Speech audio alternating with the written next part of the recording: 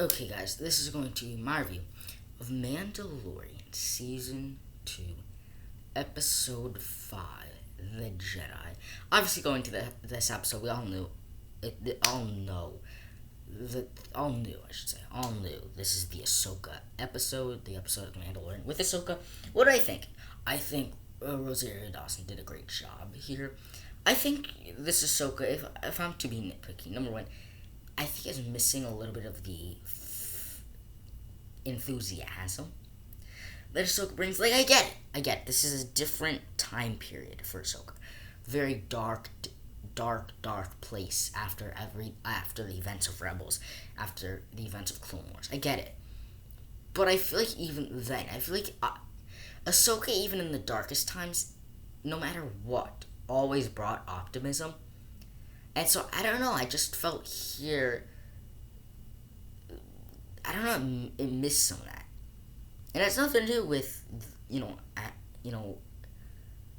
the actress not coming back to voice the character. It has nothing to do with that. I'm just saying, I just think, I don't know, there was something about it that she had the wisdom, she had the knowledge, and had the looks of Ahsoka, had the choreography of Ahsoka down. I'm just saying, I don't know, there was something about, I guess, spunk to it. This endless, boundless, I should say, enthusiasm. And also just kind of this, like, she wasn't always, she was serious, but she was always, kind, I don't know, I just felt that was a little interesting, but I could give that a pass because it's such a different Ahsoka, such a changing Ahsoka, such a evolved Ahsoka. And I mean, yes, I could get nitpicky about the look, but I'm not going to do that. I think seeing Ahsoka in live action was great, and I'm not. I was worried that Ahsoka was going to take attention away from the Mandalorian, Din Djarin. She didn't really, she served her purpose just as much as Cobb Vanth, just as much as Bo-Katan. So I think in the role that she fit in this film, perfectly good. I think the episode as a whole was great. There's a lot of great action. Din versus Ahsoka. I love the fight between Ahsoka and the girl at the end. The Admiral Thrawn name drop. The beep. Like, what? What? Like, the name drop it because Admiral Thrawn is such a great villain. In the EU and Rebels, whatever. Such a great villain. Such a unique villain. Such a different villain for Star Wars. Like, kind of like under the vein of Tarkin, but even more treacherous. I figure out that. I like, listen. There's a reason why they said Grand Admiral Thrawn. It might not have to do with Mandalorian, but it could do with another show, or maybe where they're going for the films. I don't know, but they're not just gonna. The thing is, I don't think it's not fan service. This is where the story's going. We saw it conclude with Rebels. This is where they're going. They're not just saying it to say Grand Admiral Thrawn. No, this has to have narrative purpose. Some point. I'm not saying it has to do directly with this show, because Jon Favreau's already said that some characters in this show are introduced solely so they can have their own spin-off. So like a couple weeks ago, there was reports saying that Boba Fett was gonna have his own series that was shooting next week, not sharding, totally different. And so my thought process is, this could lead into Ahsoka spinoff, or maybe Bo-Katan spinoff, because there's so many different things. There's Boba Fett, then there's Bo-Katan looking for the Darksaber. There's Ahsoka now apparently looking for Grand Admiral Thrawn. Interesting. Then you got the main storyline with Mandalorian. What I think will happen? I think it'll be a shared cinematic Arrowverse-esque thing. Yes, it's all in Star Wars, but specifically in this realm. You know how, like, the Arrowverse, all the different shows, with overlapping characters, overlapping themes, once in a while crossovers. It could become that, whereas there's the Ahsoka show, there's the Bo-Katan show, there's the Boba Fett show, there's the Mandalorian in this pocket part of the Star Wars universe. You can call it, instead of the Arrowverse, the Mandoverse. Inside of Star Wars. The difference is with the Arrowverse is that's its contained universe. But here it's Star Wars is such a broad thing. Books, novels, movies, TV shows. That could be interesting. So I think this episode gave us more for the future of Star Wars than any other episode. Because I can't imagine Grand Admiral Thrawn playing a role in The Mandalorian yet. Now, I don't think Baby Yoda, or in this case, Grogu, I don't care about the name. Honestly, I'll always refer to him as Baby Yoda. Like you can name him whatever you want.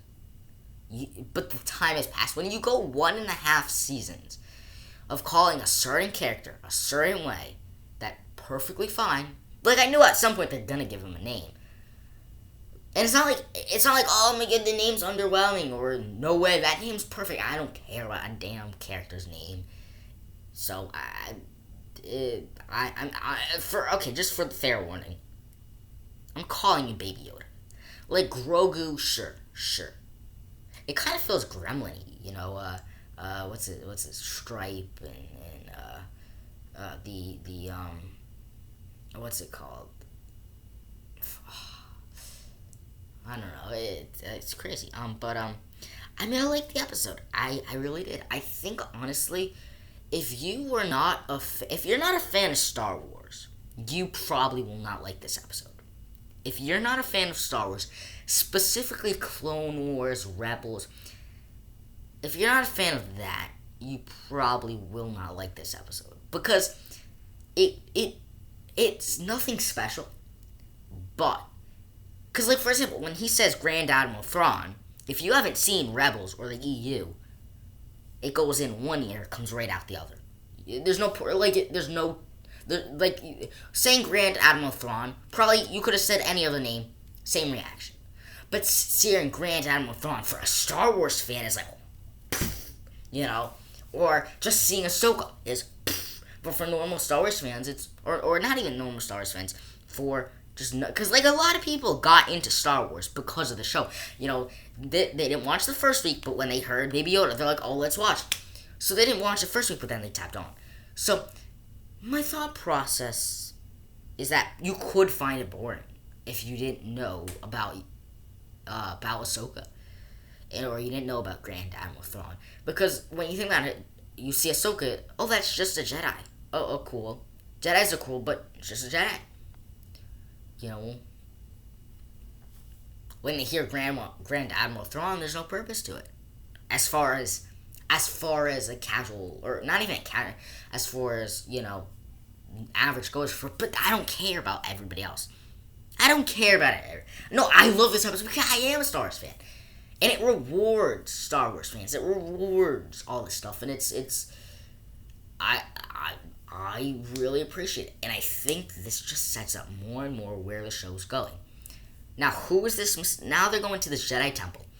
Now they're trying to see if a name of a Jedi will come to them. The only possibility I can think of, I don't think it's Luke.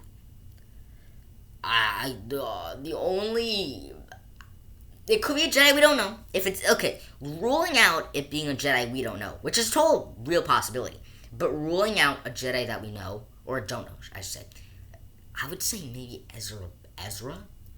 Because we honestly have no idea what Ezra Bridger's, right?